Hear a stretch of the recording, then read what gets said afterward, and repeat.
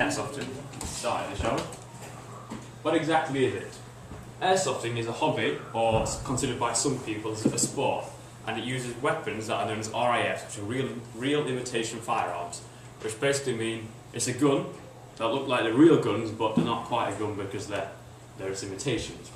And the ammunition that you use is BBs, basically plastic 6mm diameter ball bearings. Much like paintballing, it's just a game where you have two sides fighting over a pretend cause. Either, one team's got to protect a VIP, and one team's got to kill the VIP, or one team's got to blow up a bomb, one team's got to defuse it, all that kind of stuff.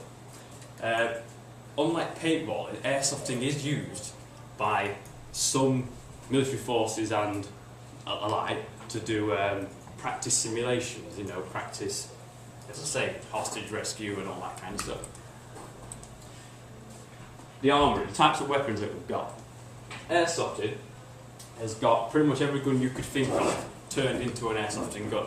So you've got all your favourites like assault rifles, included SCARs, M4s, and AK-47s, and my favourite, the Steyr AUG, which is slowly becoming a favourite among some people.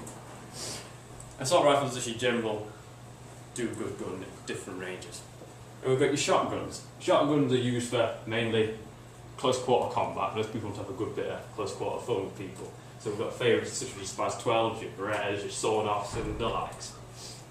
Then we've got sniper rifles. At heart, everyone wants to be a lone wolf taking out someone from a good 200 metres going, yeah, I got you, and then everyone's sorted, so look at that beast of a Beretta. Some machine guns, so join the shotgunners in their close quarter fun, everyone's favourite, MP5K. Then we've got your pistols. So, what could be better than running out of ammo with your assault rifle than just to go whip out two beastly deagles? And then finally, we've got pyros, or grenades, whatever you want to call them. And you've got all three types. You've got your high explosive, but they're not actually explosive, they just go boom and scare the hell out of you. We've got smoke grenades, which do as tail of tin, just make a lot of smoke and use as cover. And we've got flash grenades, which do actually flash and blind you for a few seconds. It's quite annoying, because you just stood there and go, I can't see you, and then someone shoots you. Then your flash, these are your high explosive, and then your smoke at the back. Here's the not so fun bit, the law and UCARA.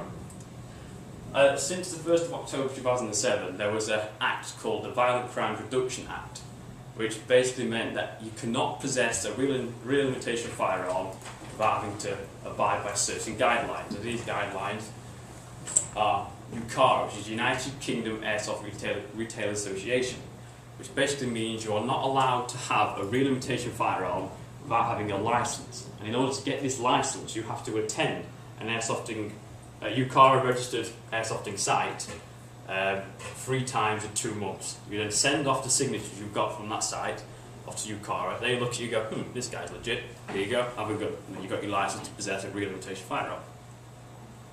Also under this UCARA, there is a thing called a two-tone guns. And now, while you're working your way up to your license, you have a gun which is more than 50% of bright colour. And there are 6 colours designated by the law that are classed as a two-tone gun. And these are bright green, bright orange, bright red, bright blue, bright yellow, and bright pink/purple.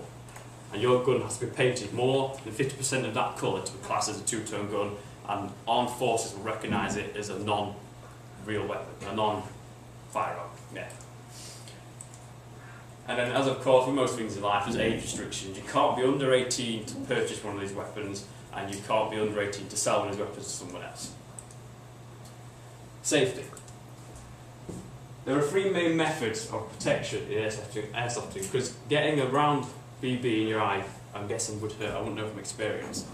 So we've got your main one, which I prefer. We've got a full face mask, which is this. As you can tell, this will protect your entire face. You can see sort of well, protects all of your face, and you won't get it shot to hell. The problem with masks though, is it restricts your breathing quite a lot. So after a good 10 minutes you are out of breath and really unable to breathe because of all the carbon dioxide getting trapped in your mask. That's what you're breathing in, you're not getting the fresh supply of oxygen. But saying that, it does protect your entire face. going on here?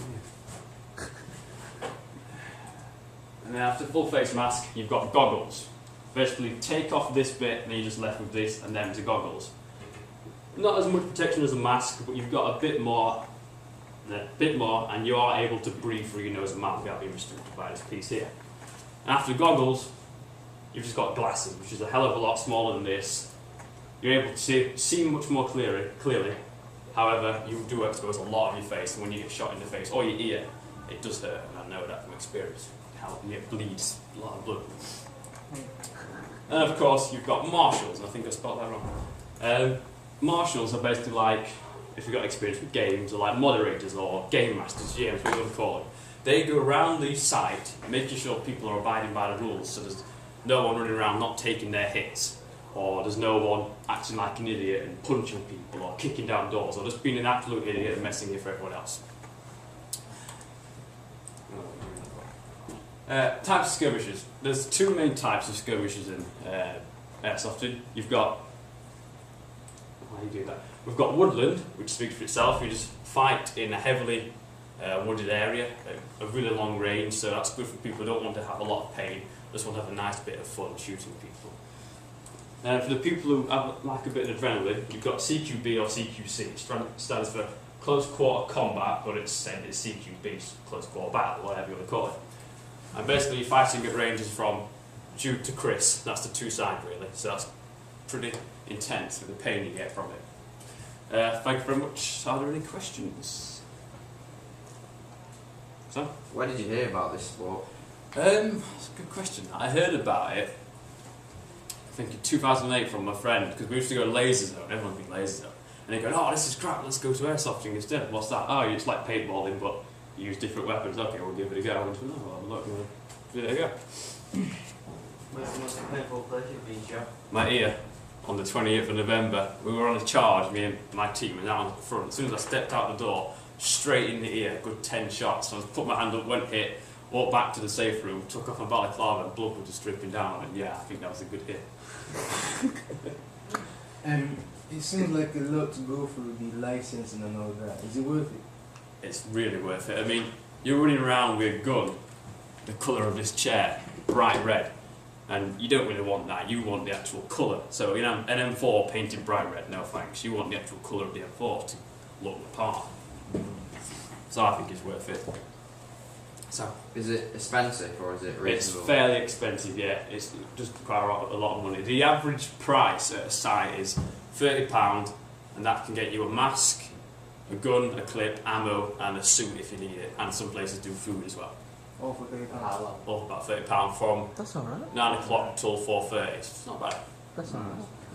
Any more? No? Good, thank you. Very good.